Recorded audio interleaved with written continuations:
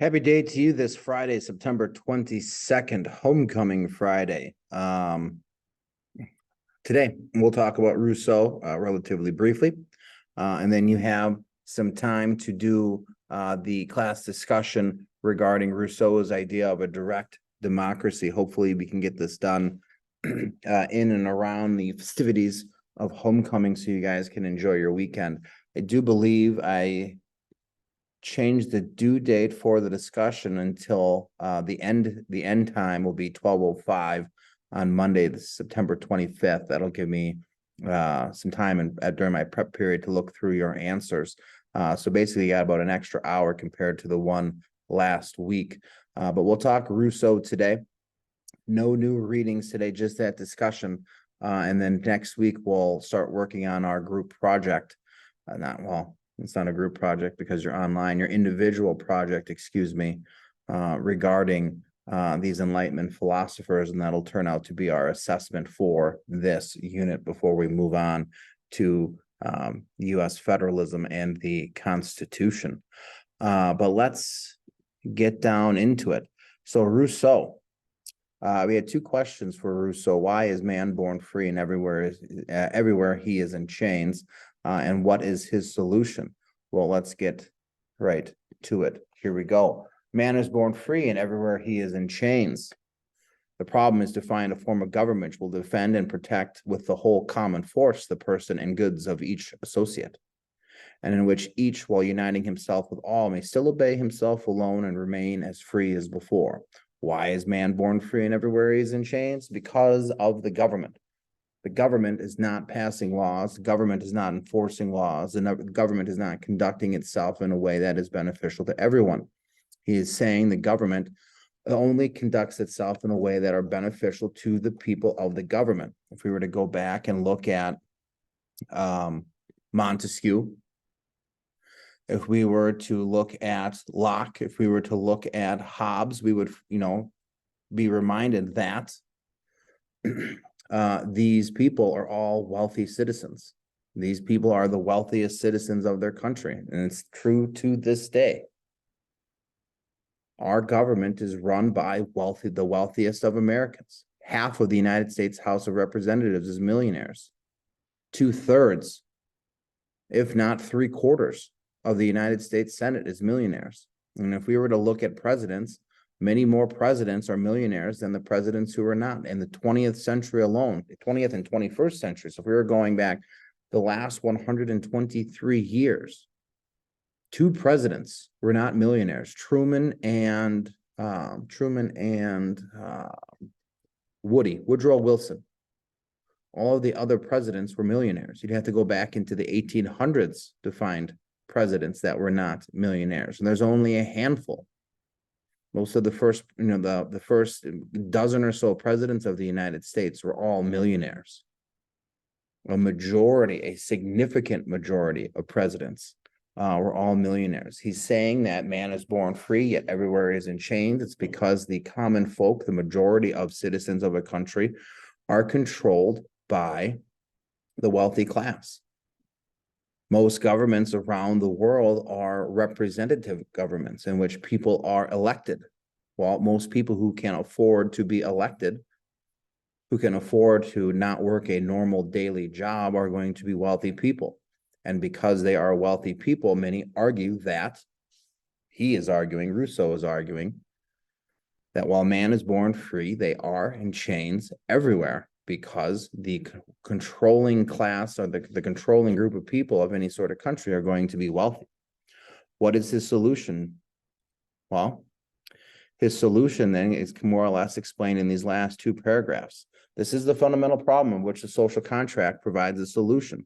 The clauses of this contract, properly understood, may be reduced to one: the total alienation of each associate, together with all his rights, to the whole community. For each of us puts his person and all his power in common under the supreme direction of the general will, and in our corporate capacity, we receive each member as an individual part of the whole. In order then that the social compact may not be an empty formula, it tactically includes the undertaking which alone give force to the rest.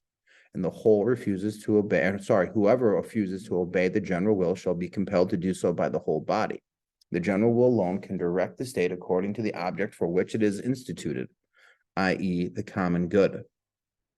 He's talking about each member of society being a part of the government. Each person must play a role. Each person has a responsibility to show up, participate, and voice their opinion on every single topic before the government. Will everyone get their way? Clearly not, right? Because he talks about it down here in this paragraph. The group together, whatever is decided, the group together will decide what is the common good, what is good for the country, and they will have the force to compel those that disagree to follow what has been decided. But that decision must include the voice of every person in the country. He is advocating for what we would call a direct democracy in which every person must participate. No electing of 435 representatives for the U.S. House, no election of 100 senators for the United States Senate. Every person must vote. Every person must cast their opinion on the idea that is being debated before any governmental body, both in our example, the local city government, the county government, the state government, and all the way up to the national government. Everyone must have a say. Everyone must voice their opinion. That is the only way in his eyes that this form of manipulation or bounding by chains that the wealthy have established over the common folk can cease to exist. A direct democracy. Which brings us to our question. Go ahead and open this up. Now, I'm not going to post first here. I want someone will have to start it. And again, you can make one post establishing your opinion. You can have one post in response to another, or you can have both of yours in response to other people. Grading is still the same, right?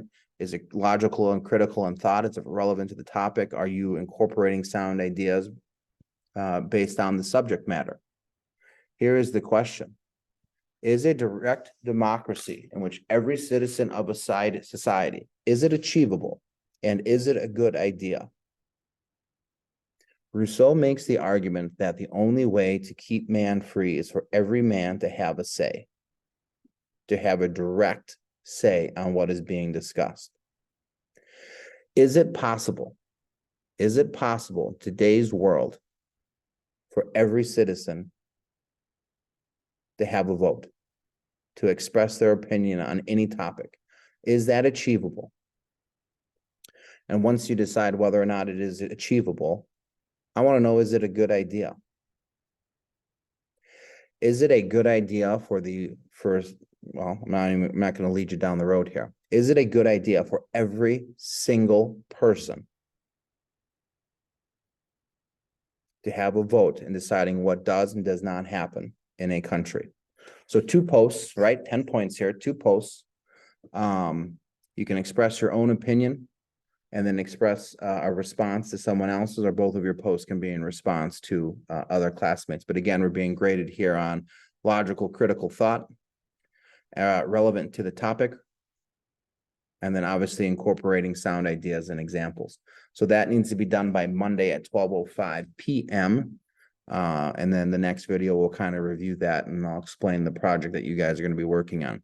Enjoy your homecoming weekend. I hope you have a fun time at the game, get to the dance, revel a little bit, and I will see you guys next week. Until then, go Spartans.